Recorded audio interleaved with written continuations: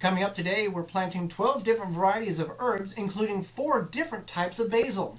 And checking your seed inventory to see what you may have, you may not know you had, or anything else. And also checking to make sure your seeds are going to germinate for you. All that coming up today on the Wisconsin Vegetable Gardener. So 4 different types of basil. 4 different types of basil. Wow. Yep.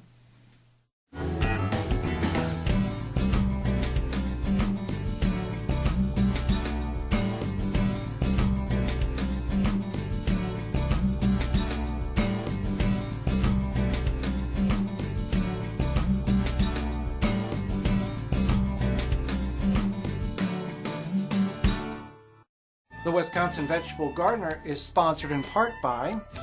For all your non-GMO, organic, and heirloom vegetable, flowers, and herb seeds, visit dollarseed.com. Sioux Growing Supply, located in Wausau, Wisconsin, focusing on certified leaf compost, an excellent amendment for poor soil, retains moisture and adds nutrients, which equals less watering. Available in labor-saver, pre-filled trays and pots, bag and bulk. Visit SiouxCompost.com. Organic fertilizer for the health-conscious organic home gardener. Family owned and operated. Visit thewiveggardener.com. Don't poison your soil with municipal water. Attach a body, mind, and soil hose filter. Free shipping exclusively through the WisconsinVegetableGardener.com. Just click on the body, mind, and soil icon. Authentic Haven brand soil conditioner for the home gardener. Easy to brew. Visit ManureTea.com. No measuring, no thinking. Stamp it, plant it, stop plotting, start planting. GardenStamp.com. Welcome to Wisconsin Vegetable Gardener. I'm Holly Baird. And I'm Joy Baird. And today we are starting herb seeds. And the reason why we're starting herb seeds is because A, you can grow them inside if you don't have a garden, or B, you can grow them inside, you can transplant them outside when it's appropriate to put them outside. Now let's talk about we're planting 12 different varieties of herbs. Now this is just a small snippet of what Dollar Seed has available. And the reason why we're going to go through real quickly and name off the type of herbs that we're growing so you know. Now one that you will not hear is dill. And there's a reason why we're not growing any dill. Well, we have dill growing in the small garden and we have a ton of it, as you can see here. It's a plant that reseeds itself quickly. It's a very invasive plant.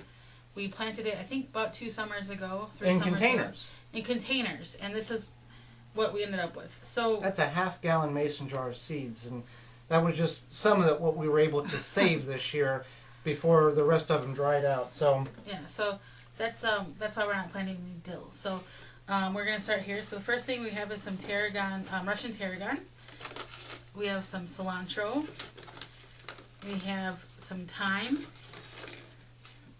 We have marjoram, some regular chives, and some garlic chives. We're also planting 4 different varieties of basil. We have a regular lemon, lime, licorice, and regular. And Italian or regular. Yeah.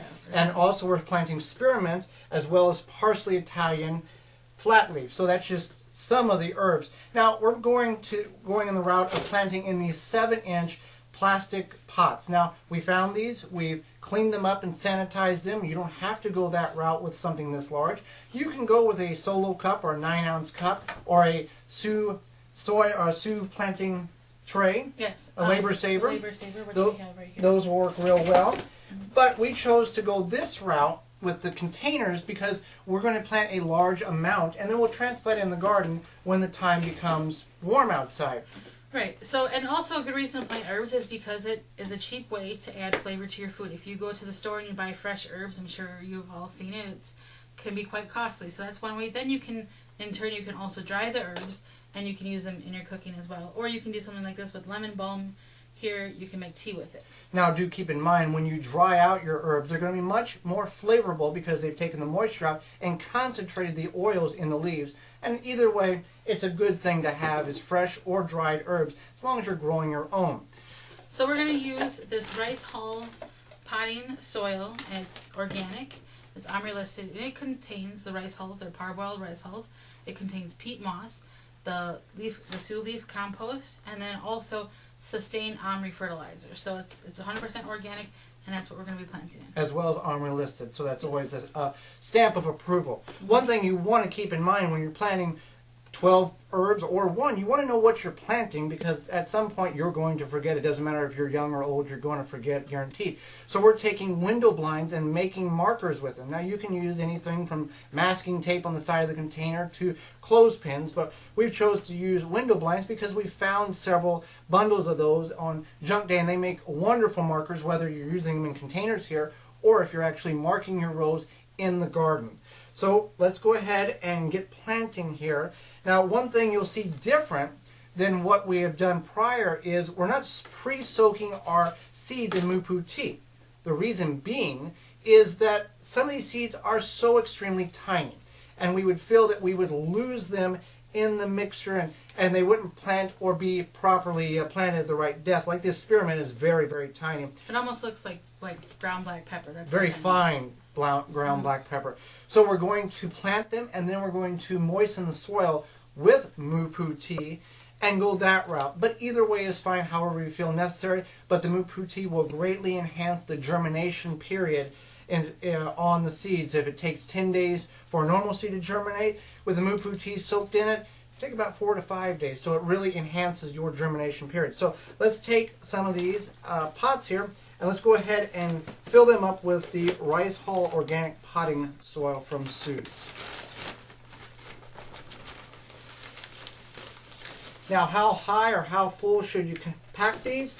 We're going to go to the little below the brim here of the jar, of the container here. We're just going to not really pack them down. We're just going to naturally let the gravity take its effect. So if you're in a 7-inch pot like this, we're going to go about 1.5 inches from the top and get it about 1.5 inches from the top there. And we're going to plant our seeds. So we're going to get them all filled up with soil. Then we're going to come back and we're going to start planting our herb seeds so we can have a massive great stand of herbs this summer. Okay, so we got our pots here filled with our Rice Hull potting mix, and we're just going to go ahead and plant these. I'm going to start with the licorice basil, and I'm going to do about half the package or so, and I'm just going to sprinkle it around.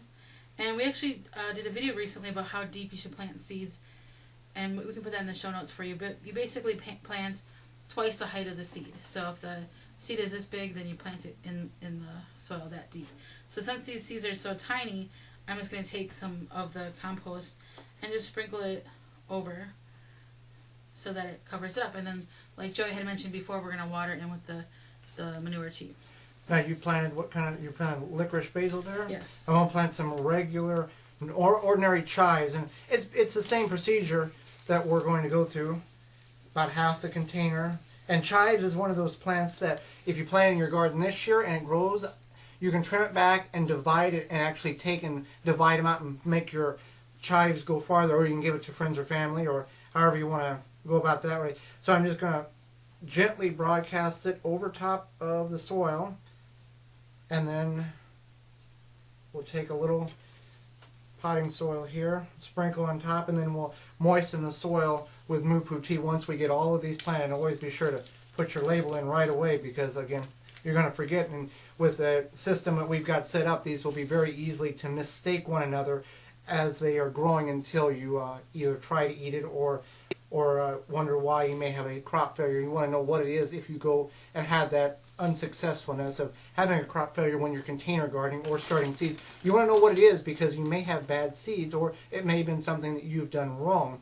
So you want to learn from that. So mark your containers anytime you put anything in it. So we're going to get the rest of these planted, and we'll start to get these watered in then.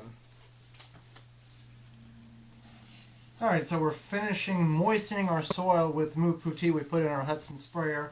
And with the Moo tea, if there was even foliage on here, it's not going to burn the foliage or hurt the seeds, because it comes from organic cows. It's fed with organic material, and they're antibacterial and hormone-free cattle, so there's no GMOs, and that's why the plants love it. And we're soaking the seeds down. Now with each type of variety, whether you've planted any of the types that we've planted, or you have your specific type of herb that you like to grow, if you're going to put these out in the garden, you want to do some research on when to put them out in the garden, because each variety of herb needs a little different care when it goes out in the garden, based on the time and temperature of the year, when the best time to put it out in the garden is. All right, so it's important to pay attention to that. And then also, as they come up. If you feel that they're kind of, maybe not so dense in other areas, you can just add a few more seeds, and then you can get a nice, good growth. So we'll put these under the grow light in our grow room behind us, and in a couple of weeks, or just a few days in some instances, we will begin to have herbs germinating, and we'll begin to have free herbs that we don't have to go to the store and buy. Get a little more over here. There we go.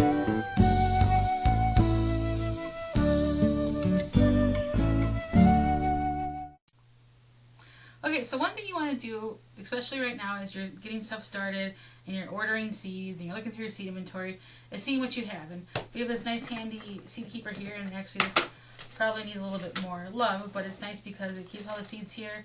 You can alphabetize them, and even on each card there's like a handy tip or trick. So this is from the Seed Keeper Company, and we'll put the link in the show notes for you there as well. So that's nice for organizing seeds.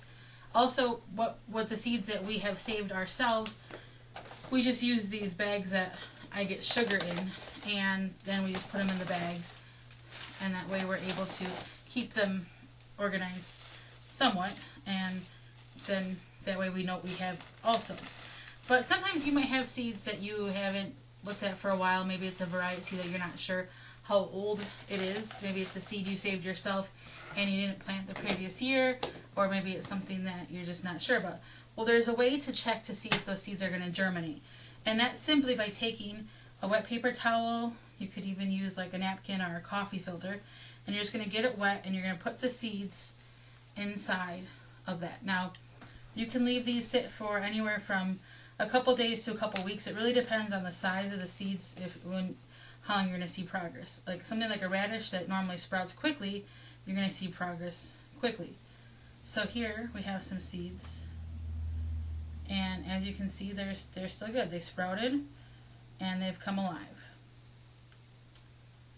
So there's one variety, and I believe this was a radish seed.